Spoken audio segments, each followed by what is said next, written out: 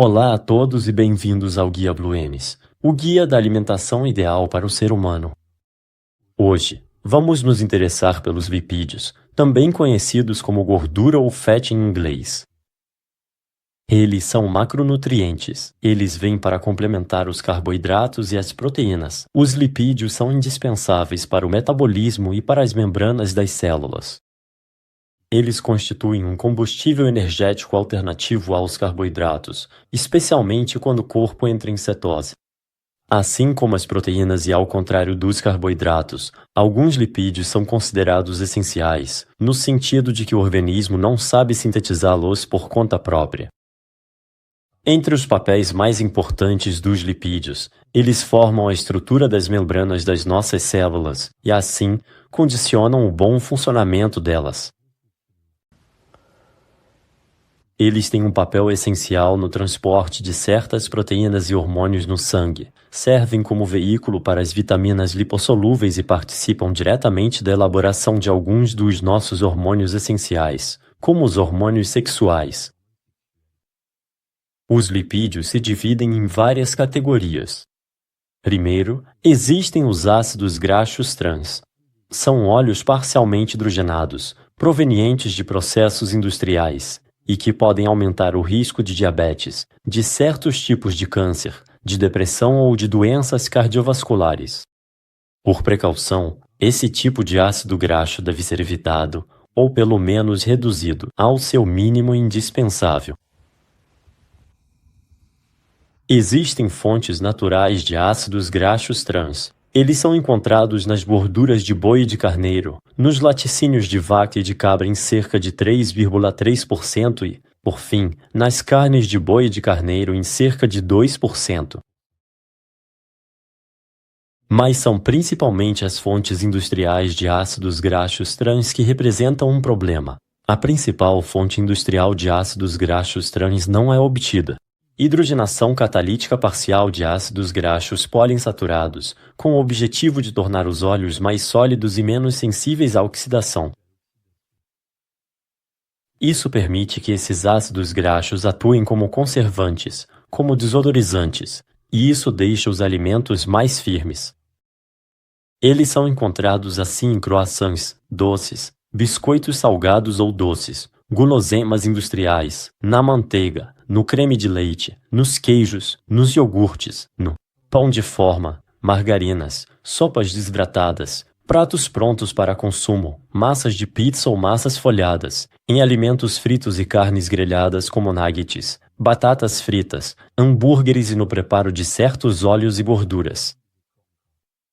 É importante saber que o teor de ácidos graxos trans dos alimentos não está indicado em todas as tabelas de composição, pois a regulamentação europeia não exige que essa informação conste na rotulagem dos alimentos. Você já entendeu. Todos os alimentos que acabamos de mencionar, que são ricos em ácidos graxos trans, devem ser evitados e, no máximo, reservados para ocasiões realmente excepcionais.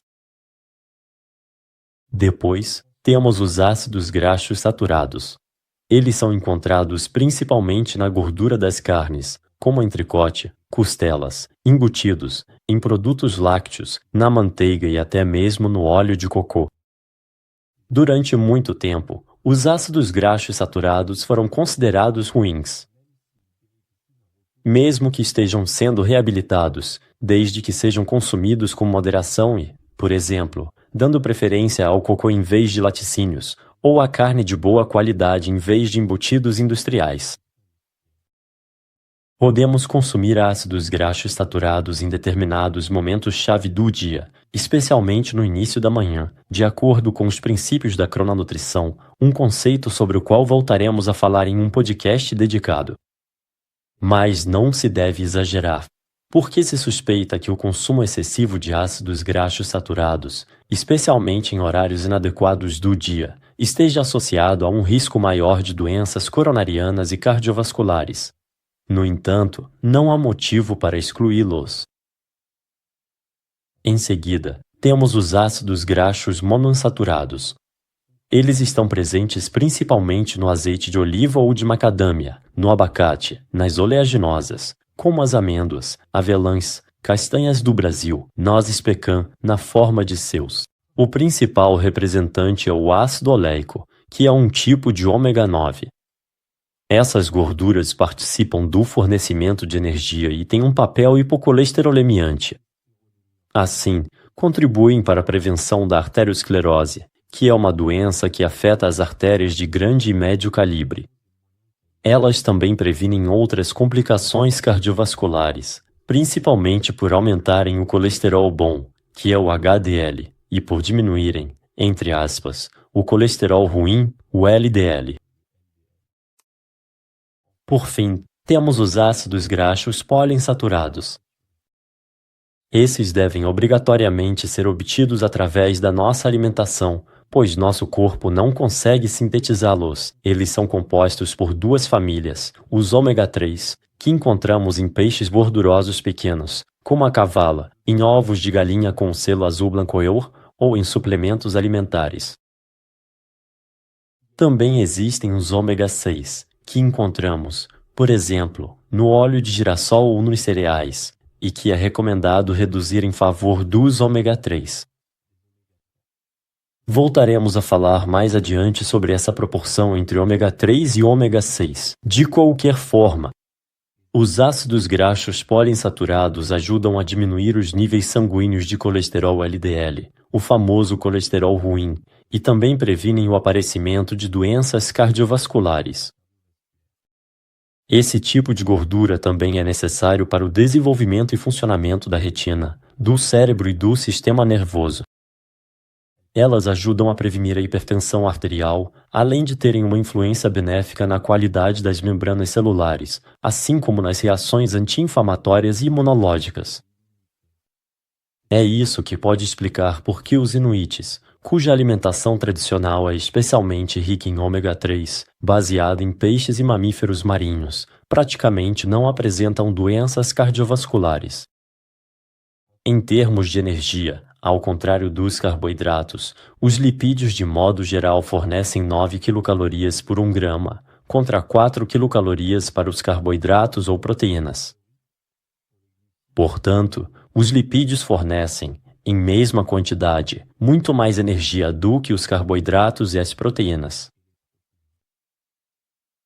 Então, quais são as quantidades recomendadas de gordura para um adulto médio, ou seja, um metabolismo total de cerca de 2.500 quilocalorias? A ANSES recomenda consumir cerca de 100 gramas de lipídios por dia, o que representa 35% da ingestão total diária.